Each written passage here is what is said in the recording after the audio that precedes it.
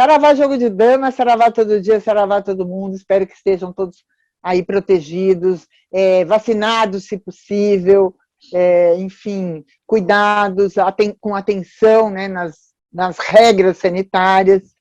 E o que a gente tem vivido, parece que a gente não tinha um manual para viver o que a gente tem vivido, não só na pandemia, como no pandemônio, né? Que é este governo destrambelhado que mal dá conta de se livrar das enrascadas que ele mesmo criou.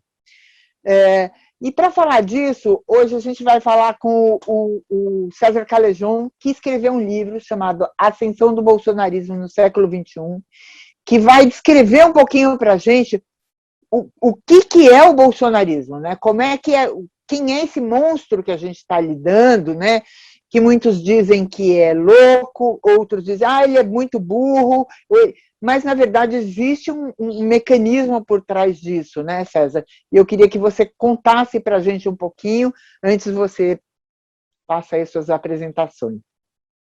Obrigado, Niobe, obrigado, Daniel, boa tarde para as pessoas que nos assistem nesse momento e obrigado por me receber no programa. Nesse trabalho, Niobe, eu uso 5 vetores principais para fazer essa reflexão acerca da ascensão do bolsonarismo no Brasil do século XXI e, portanto, o próprio nome do livro.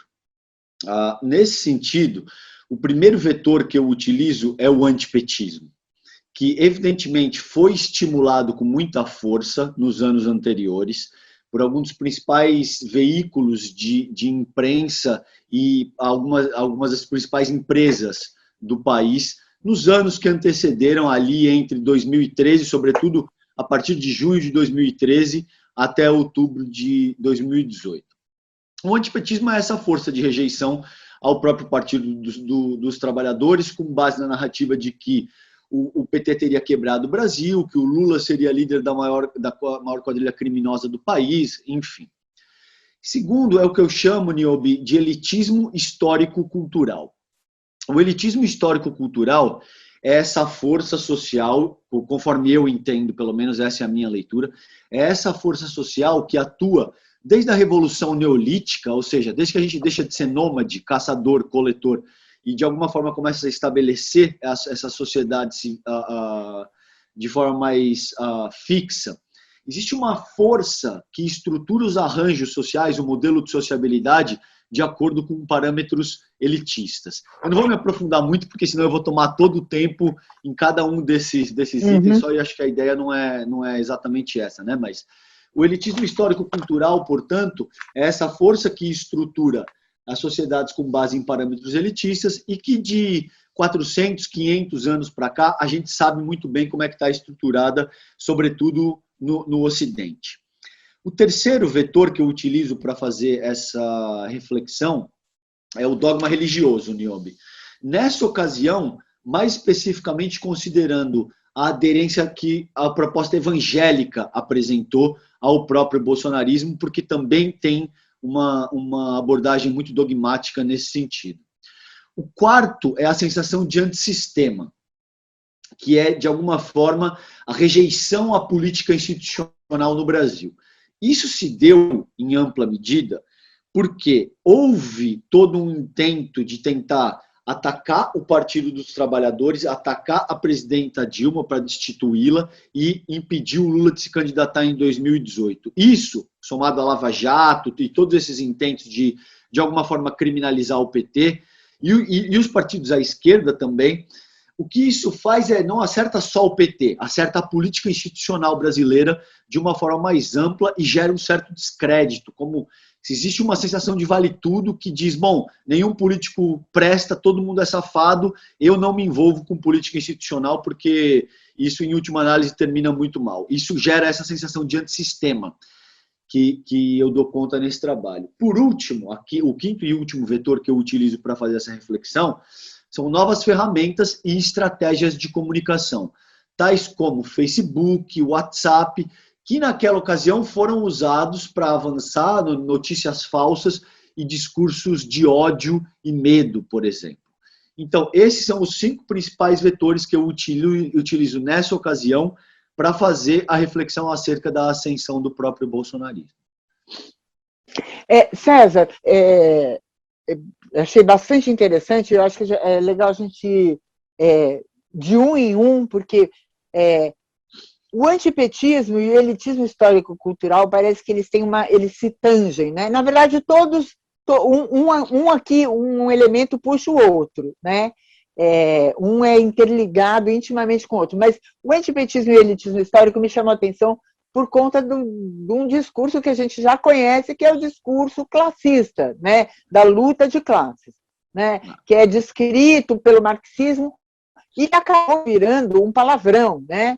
No ouvido dos leigos, daqueles mesmos que rejeitam a política sistêmica, como você diz no 4º item, né? Eles rejeitam a política sistêmica, então, para eles, a palavra marxismo é um palavrão, comunismo é um ser estranho que fica embaixo da cama e come a gente quando a gente está dormindo, enfim, delírios. Mas esses 2 primeiros, que reflete, na verdade, a luta de classes, até porque, como o próprio nome diz, o Partido dos Trabalhadores, ele não é o Partido Socialista Brasileiro, ele não é o Partido Comunista, é o Partido dos Trabalhadores. Ele visa criminalizar os trabalhadores, o que ficou muito claro nos primeiros momentos do golpe, quando começa a se votar o corte da Previdência, o corte das leis trabalhistas, né? A perda de benefícios trabalhistas que se tinha. Como é que isso foi capaz de seduzir o próprio trabalhador, a própria classe que é dominada, né? Que segredo é esse? Teria a ver com o 5º item, que é o uso da comunicação em massa de forma, enfim, como é que foi isso? É uma ótima reflexão, Niobe. Me parece, nesse sentido, que em 2018 houve uma conjunção ímpar de fatores nesse sentido. Eu me atrevo a dizer que é extremamente difícil essa conjunção se repetir, apesar do bolsonarismo, em ampla medida, ser capaz de se reformular e dessas formas de expressão de extrema-direita não necessariamente depender do Jair Bolsonaro para se manifestar. 2018 foi uma conjunção muito específica, porque se você parar para avaliar, a gente tinha naquela ocasião, aí estava consolidando um processo democrático que vinha desde diretas já, de 84, 85. Então você tinha naquela ocasião aí, entrando na 4ª década, talvez, de um processo democrático que vinha se consolidando. O que me parece, para endereçar essa tua pergunta de uma forma mais objetiva, é que depois de 30, 35 anos de um processo, sobretudo ali a partir do embate Lula-Fernando Henrique. Então, FHC como o maior representante ali da direita liberal, Lula como o maior representante da esquerda brasileira. Como isso teve um caráter muito maniqueísta durante algum tempo no Brasil, sobretudo da redemocratização do país, muitas dessas principais forças sociais, e eu posso te dar nome, não tenho nenhum problema com isso, a Rede Globo, boa parte do empresariado brasileiro, a Bandeirantes, o Estado de São Paulo, todos os veículos hegemônicos, sobretudo de comunicação, acreditaram que sangrar o PT, em ampla medida, desidratar o PT, significaria assumir a presidência da República automaticamente. E isso não aconteceu. Então, quando existe sim um descontentamento muito grande em junho de 2013, nas jornadas de junho de 2013, mas que eram demandas difusas, Niobe. Naquela ocasião, você sentia, eu estava nas ruas, eu entrevistei as pessoas, eu fiz fotos, inclusive, que estão presentes no próprio livro, as pessoas demandavam coisas que eram absolutamente difusas. Elas demandavam uma menor tarifa de transporte público, mais autonomia para o Ministério Público, coisas que são absolutamente, não tinha uma agenda determinada no sentido de dizer o problema é o governo ou o problema é a Dilma Rousseff, vamos ter que fazer um impeachment, nem nada disso, entende? Então, em 2013, surge uma sensação de contestação do que eu chamo no livro de primavera brasileira. porque tinha os elementos da Primavera Árabe, de questionamento e tal, que, na minha opinião, está relacionado com o protagonismo que a própria internet trouxe para a vida das pessoas, que começam a saber muito mais sobre a vida pública e começam a questionar implicitamente a sua não participação na formulação de forma mais efetiva da própria vida pública, entende? Essas forças percebem essa inquietação das ruas em 2013 e começam a trabalhar sistematicamente para desorganizar o governo. Tanto em termos midiáticos como em termos políticos, avançando coisas que eram absolutamente impropérios no sentido de estabilizar o governo. O que acontece é que, você citou Marx aí, Marx diz que o homem escreve a história, mas não escreve a história ao próprio gosto, né? Que as coisas... É um jogo social tão incrivelmente denso e complexo que, a despeito das forças que estejam envolvidas com determinada resolução, o que acontece no fim é sempre uma incógnita. Foi isso que aconteceu no Brasil. Essas forças estimularam o antipetismo com muita força, o que, acreditando nesse modelo maniqueísta, dizendo, bom, se não for X, será Y, necessariamente. E isso acaba não acontecendo. Isso produz esse evento, que é o bolsonarismo, que em ampla medida atua com a descrença, atua com a falta de fé na coisa pública, atua com todo tipo de negação da vida social em ampla medida, entendeu?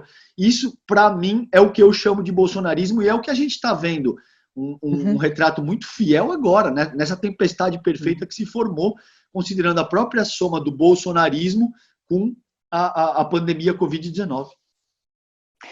César, eu trabalhava na Avenida Paulista ali com a Augusta, exatamente no olho do furacão, em 2013.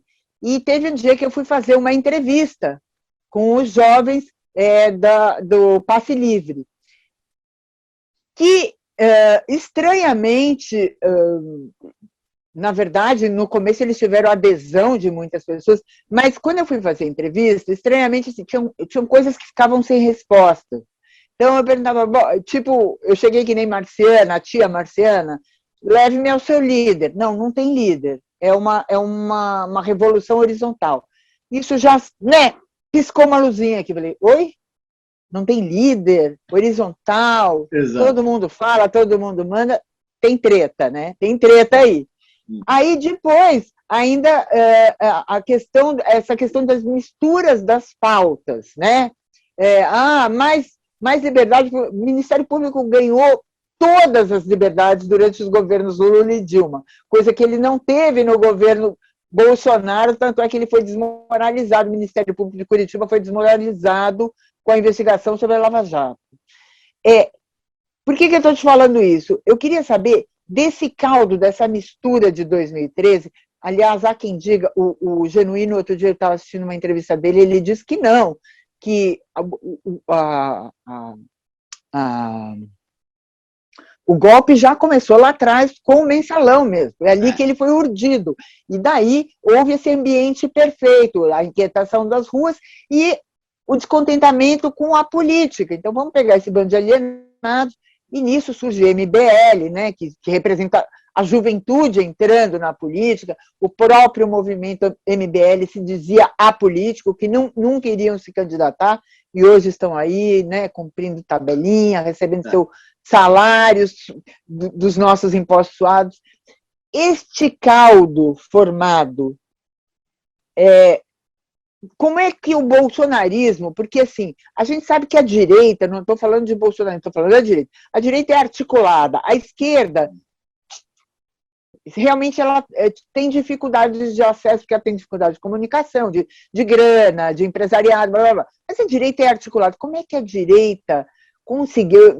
Eu fico imaginando uma Rede Globo, imaginar que ela ia derrubar o Lula e a Dilma e iria eleger o Aécio. Né? Ela não é ingênua nesse ponto. Então, assim, como é que... Onde é que foi o ponto frágil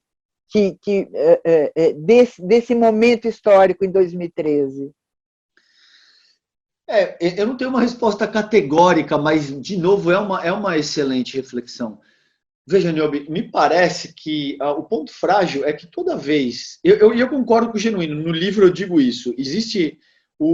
a articulação mais ampla começou em 2005, com aquela questão do mensalão, daqueles canos de esgoto que saíam, você lembra disso, atrás de Renata Vasconcelos e William Bonner no Jornal Nacional. O Jornal Nacional ainda hoje é o principal instrumento... Porta-voz, né? Exato, o instrumento político porta-voz do brasileiro médio nesse sentido. Então, eles começam em 2005, mas, veja, em 2005 você tinha um governo que era... O Lula estava muito forte, o país vinha crescendo a passos largos.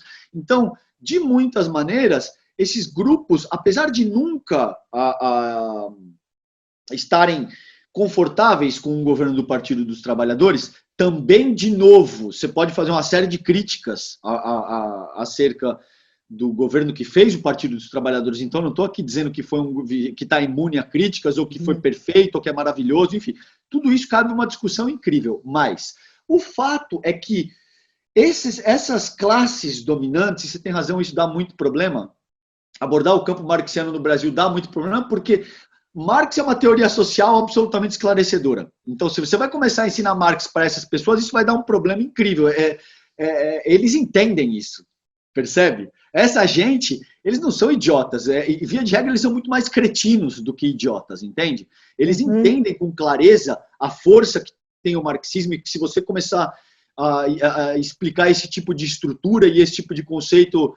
A população vai ser capaz de se emancipar e vai ser capaz de questionar muita coisa que hoje não é. Bom, voltando para o tema aqui, o que me parece é que eles acreditaram nesse maniqueísmo. Eles acreditaram e se sentiram tão poderosos a partir, sobretudo, de junho de 2013, porque enquanto o Lula tinha 80%, 90% de aprovação popular, o Obama estava dando tapinha nas costas dele, lembra? Dizendo que, olha, esse é o político mais popular da Terra. Ele sai em 2009 com quase 90% de aprovação popular, o país crescendo, entrando ali na sexta economia do mundo, enfim. Todos os tipos de indexadores sociais apontando que o Brasil estava, de fato, se tornando a potência que a gente tem capacidade de concretizar. Nesse sentido, o que me parece que essa direita liberal sentiu foi isso, de que, não, a gente pode desestabilizar a República, porque isso vai passar por alguma turbulência, mas necessariamente isso cai no nosso colo em seguida. E o que deu errado, endereçando a tua pergunta de forma clara, é que quando você estimula ódio, quando você estimula intolerância, você sabe como isso começa. Você nunca sabe como termina. Entende? Porque é um processo que ganha vida. A gente viu isso em vários lugares do mundo. A gente viu isso na Alemanha nazista, a gente viu isso com Mussolini, a gente viu isso agora com o bolsonarismo. A gente sabe como começa, como que essas questões começam. Você vai cutucando, você vai estimulando o ódio, você vai estimulando o elitismo histórico-cultural. Essa coisa estoura, ganha vida, e você não tem mais como controlar. É um Frankenstein que de fato ganha vida e passa a perseguir, inclusive, os próprios criadores. Você está vendo o que está acontecendo aí? A Globo está desesperada para tirar o Bolsonaro do poder agora e, de muitas maneiras, não consegue com tanta facilidade, Niobe. Por quê? Empurrar o carro ladeira abaixo é muito mais fácil do que empurrar o carro ladeira acima. Você entende? Então, quando você está usando os elitismos históricos culturais para criminalizar alguém que veio da base, que foi o primeiro proletário a se tornar, de fato, presidente da República, que, de alguma forma, traz em si toda a história do povo mais sofrido e mais humilde do nosso país. Ainda que você não goste do Lula, isso é um fato incontestável. Usar o elitismo... dele, né? Exato. Usar o elitismo histórico-cultural para criminalizar essa pessoa e o partido que ela representa é muito mais fácil do que depois tentar fazer o inverso, porque existe 500 anos de caldo cultural que estão estabelecidos que dizem que quem tem que mandar no mundo é homem, hétero, branco, empresário, olho verde, via de regra, entende? Então, quando você tenta em seguida dizer, não, a gente se arrependeu porque o que se produziu foi uma barbárie, a gente vai tentar utilizar esses mesmos métodos para reverter o processo, não funciona com a mesma eficácia. E aí você tem esse tipo de problema que a gente tem estabelecido hoje. Uhum. O que me parece que aconteceu, César, e daí eu queria saber como é que você trata disso no teu livro, é que nesses itens que você tão bem descreveu, é, é, a despolitização é o ponto frágil, na verdade, né? A falta de compreensão do povo mesmo, em geral, sobre como o funcionamento da política. Imagino que agora as pessoas assistindo, porque a CPI virou, né, o que foi as sessões do STF há um tempo atrás, né, que era o show da família brasileira, que todo mundo começou a acompanhar, agora são as sessões da CPI com os senadores. Me parece que as pessoas começam a tomar consciência de como funciona. O presidente não é o rei, ou seja, a vontade dele não é ele vai ter que negociar com o Congresso, etc. e tal. Tendo isso por base, que é o seu terceiro item, que é, né, o antissistema que trabalha com a antipolítica, Uhum. Para se reverter isso, eu não sei, César, eu fiz outro dia eu entrei num debate, eu escrevi um debate escrito, e eu escrevi uma coisa que eu não sei, eu não tenho muita certeza disso, mas é uma impressão muito forte que eu tenho. Quem vai derrubar o governo Bolsonaro é a elite, não é o povo. A gente pode estar junto. A gente está vendo agora MBL, Joyce Hasselman, todo mundo se abraçando ali no palanque, no grande impeachment, no pedido de super impeachment.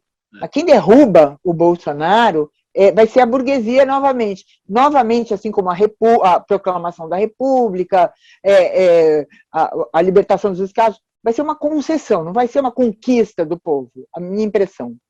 Então, queria saber desse terceiro item, né? A antipolítica, que muito interessa ao jogo de damas, que a gente tem aqui uma pseudo-campanha de politiza já, sabe? Politiza. Não importa em quem você vai votar, mas você tem que votar sabendo como é que funciona, o que essa pessoa pode, se essa pessoa realmente representa, enfim. Então, assim, esse terceiro item da antipolítica, né? Como é que a gente trabalha com isso agora? A gente está, né? Eu não sei, a minha impressão é que não vai haver mesmo impeachment, mas de qualquer forma, eu acho que esse governo tem dificuldade de se reeleger. Ele pode ficar ali nos porões novamente, não vai sumir, obviamente. Como é que a gente vai virar essa chave? Eu acho que passa necessariamente, invariavelmente, Niobe, por fomentar pensamento crítico. Entende? Em ampla medida, é por isso que o próprio marxismo assusta tanto. É por isso que todos os autores, não só Marx, mas todos os autores que, de alguma forma, remetem a pensamento crítico e oferecem instrumentais teórico-metodológicos, sobretudo, para que as pessoas entendam a dinâmica do funcionamento institucional, como é que a república que elas habitam está constituída e como é que esse conhecimento vai te dando condição de se emancipar. Então, você tem razão, me parece que esse é um ponto central, essa questão do antissistema, essa negação aparente da política, é um ponto muito central do próprio bolsonarismo, porque inviabiliza o debate, entende? Então, você vê que, por exemplo, em 2018, foi a primeira vez, desde a redemocratização do país, que não houve debate entre as pessoas que estavam pleiteando a presidência da República no segundo turno.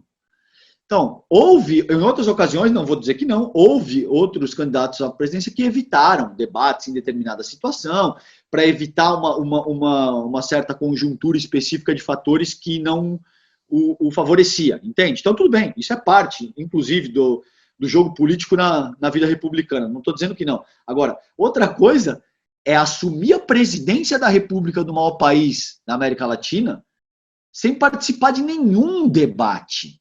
Você não viu o Jair Bolsonaro expor as suas ideias em instância alguma. Ou seja, se você convidar ele para um programa como a gente está fazendo aqui, debater por meia hora, 40 minutos, uma hora, o cara ele não fala nada.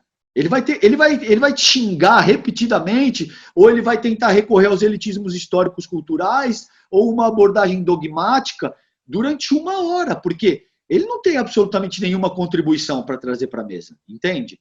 Então, nesse sentido, você tem razão. Essa sensação de antissistema que nega a política, que nega o debate, que diz que a política não vale a pena porque todo político é safado, é um aspecto muito nevrálgico dessa equação de como é que, em última análise, se combate não só o bolsonarismo, mas qualquer proposta dogmática, qualquer proposta que, em última análise, negue o embate de ideias e a construção coletiva de soluções sociais, entende? Agora, é extremamente difícil de fazer isso, de fomentar pensamento crítico, que é essa resposta mais objetiva que eu te dou, entende? Por quê? Porque está na natureza do próprio elitismo histórico-cultural e do próprio dogma religioso rechaçar esse tipo de coisa, entende? Essas propostas funcionam mais ou menos como a própria arquitetura do olho humano. Quanto mais luz você joga, mais ele fecha, entende? No caso do olho humano, é para regular o quanto de luz é adequado para que você possa enxergar. Mas eu estou utilizando essa metáfora, essa analogia, para te dizer que quanto mais luz você incide, mais essas propostas tendem a se retrair e se fechar, entende? Então, é muito difícil de esclarecer, por exemplo... E veja, só para ser claro, Niobe, eu não tenho absolutamente nada contra nenhuma proposta ou doutrina religiosa. A questão, para mim, é o dogma religioso no cerne da vida social e política do país. Isso, para mim, é um problema, entende? Só para não parecer que eu estou criticando uma certa... lá da igreja. Exato, mais específica. E a questão não é essa. Agora, se você tem, por um dogma estabelecido a esse ponto, como é que você vai estabelecer uma pessoa que é absolutamente fundamentalista, de que diz que não, é o meu Deus, você não entende nada, ou um cara que é absolutamente elitista, se submete ao elitismo histórico-cultural e diz que mulher é inferior, e diz que gay é inferior, e diz que negro é inferior, e faz piadinha homofóbica desse tipo, acha que quem tem que mandar no mundo é homem branco com ascendência europeia. Como que você vai convencer esses caras, em 2, 3 anos, de que não, tudo que você aprendeu ao longo da vida é fruto de um legado cultural, histórico, que vem do Brasil colônia, do Brasil império, e que está sendo mudado. Mas isso é muito difícil, não tem como mudar esses parâmetros num curto período de tempo, entende? É extremamente difícil de fazer isso, mas a tua pergunta é a melhor pergunta da nossa conversa nesse momento, é fomentar pensamento crítico. O como fazer isso, bom, e talvez a gente precisasse de um outro programa inteiro para discutir isso de fato. Então já fica o convite dado, já está feito o convite. Acho que essa discussão é válida e é necessária. Desculpe. Imagina. A gente está indo para o fim do programa, eu já queria te agradecer a contribuição, as reflexões, mas eu queria saber, para fechar, já convido todos para assinarem o canal Jogo de Damas JDD. Os que puderem, ajudem a gente com o Pix, que está escrito aqui embaixo na descrição do vídeo. César, queria que você encerrasse contando um pouquinho o que as pessoas vão encontrar no teu livro. Obrigado, querida Niobe. Eu te agradeço demais pela oportunidade de participar do programa, de debater contigo. Foi um prazer. Bom, no livro tem 2 coisas que eu acho que eu posso te dizer. Esse primeiro livro, que chama A Ascensão do Bolsonarismo no Brasil do século XXI, foi lançado em julho de 2019 e está sendo relançado agora uma segunda edição, que é essa edição pela Cotter, a editora Cotter. Ela é revisada e ampliada. Nesse sentido, a segunda edição traz uma explanação teórica um pouco mais densa do conceito de elitismo histórico-cultural, porque isso, para mim, é absolutamente fundamental, Niobe. Você citou o marxismo, eu sou marxista, me parece que Marx tem uma teoria social absolutamente fundamental em ampla medida, e também talvez a gente possa discutir numa outra ocasião, mas muito mais do que um embate entre as classes hoje, que continua sendo verdade como era no século XIX, quando Marx, de fato, sintetizou a teoria social dele, você tem embate dentro das próprias classes, você entende? E é por isso que eu utilizo esse termo de elitismo histórico-cultural, porque me parece que a gente tem que olhar para isso de alguma forma. Se a gente quer, em última análise, e eu não sei daqui a quanto tempo, porque, como eu te disse, é um processo histórico-cultural, promover um processo de revolução que visa encerrar a exploração do homem pelo homem. Esse é o objetivo final e é para isso que eu acabo sintetizando um pouco mais esse conceito de elitismo histórico-cultural. Essa revisão está ampliada, o material está muito bacana, aproveito inclusive para deixar um abraço para o Salvio Nienkotter, que fez um trabalho maravilhoso, o time da parceiraço aqui do canal. Fez um trabalho muito bacana, fiquei muito satisfeito com o projeto, com a estrutura inteira do livro, a capa, ficou um projeto maravilhoso. Então, acho que vale a pena verificar, as pessoas podem encontrar aí, no próprio site da Kotter, mas também tem na Amazon. Hoje em dia, na internet, é super fácil de achar, existem um sem número de plataformas que estão comercializando o livro. E acho que, por fim, Niobe, tem um segundo livro que eu estou lançando, a primeira edição de um segundo livro, que chama Tempestade Perfeita, o bolsonarismo e a sindemia Covid-19 no Brasil, que esse trabalho, que sai pela editora Contracorrente, na primeira semana de agosto, agora começa a pré-venda, eu dou conta de estudar como que se formou a tempestade perfeita em virtude da interseção entre o bolsonarismo e a própria pandemia no Brasil. Então, todo esse circo que a gente está assistindo agora na própria CPI e tal, tem muito a ver com isso e tal. Acho que isso também, eventualmente, cabe um futuro programa, acho que a gente pode explorar nesse sentido, mas acho que por hoje é isso. Então, convido as pessoas que comprem, né, que de alguma maneira eu preciso vender os livros.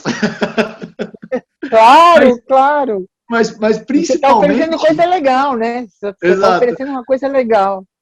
Mas principalmente, eu acho que fica o convite por conta disso que você colocou muito inteligentemente, que a gente precisa fomentar pensamento crítico no Brasil. A gente precisa, de alguma forma, fazer com que as pessoas entendam o funcionamento do mundo no qual elas estão inseridas, qual é o papel delas dentro desse mundo, porque senão a gente vai ter uma população média tão frágil que essa população fica à mercê dessas propostas de extrema-direita que visam cegar, embrutecer, tudo isso que a gente viu com o próprio bolsonarismo fazer com muita propriedade. Então, me parece que esse tipo de debate que eu tive com você hoje aqui é absolutamente fundamental. Te agradeço a oportunidade e recomendo para as pessoas que sigam aí o ponto que você colocou de forma muito inteligente na tua questão, que elas busquem, de alguma forma, fomentar o próprio pensamento crítico, porque isso é absolutamente fundamental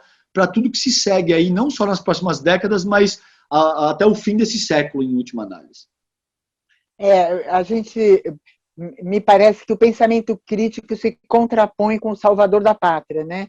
As pessoas, é muito mais cômodo você não ter que pensar e alguém pensa para você e resolve para você. Lembrei muito de George Orwell também, né? Da Revolução dos Bichos, né? Deixa que alguém resolve, né? E a gente vai quando viu, já foi, né? Exato. Gente, saravá todo dia, saravá todo mundo. César, você está convocadíssimo para voltar. Se for no começo de agosto, é muito bem-vindo. Queria muito que você viesse aqui falar do seu novo livro e para continuar, talvez a gente faça até um programa mais demorado para caber todos esses temas que eu acho que são muito importantes da gente destrinchar um pouco mais e que você, com muita propriedade, trouxe aqui para a gente. Obrigado a todo mundo, obrigada você, César, obrigada Kotter, que está sempre alinhada com o que há de melhor, oferecendo o que há de melhor para as pessoas. Aliás, não deixem de participar do Kotter Solidário, que é um projeto da Kotter, que comprando uma cesta básica e cedendo essa cesta básica para uma ocupação lá de Curitiba, você pode comprar por e-mail, enfim, ou pelo site. Eles doam também um livro que vai formar a biblioteca dessa ocupação. Então, é um projeto lindo e que a gente super apoia. Obrigada, Salve, obrigado, Daniel, obrigada, enfim, obrigada, Poliana, obrigada a vocês. De novo, repito, quem puder fazer um Pix, a gente super agradece, 129.307.188-97. E quem não puder e puder compartilhar o vídeo, convidar pessoas, é isso que está valendo. Essa é a luta da gente. Estamos juntos, saravá. Meu cantar é um apelo que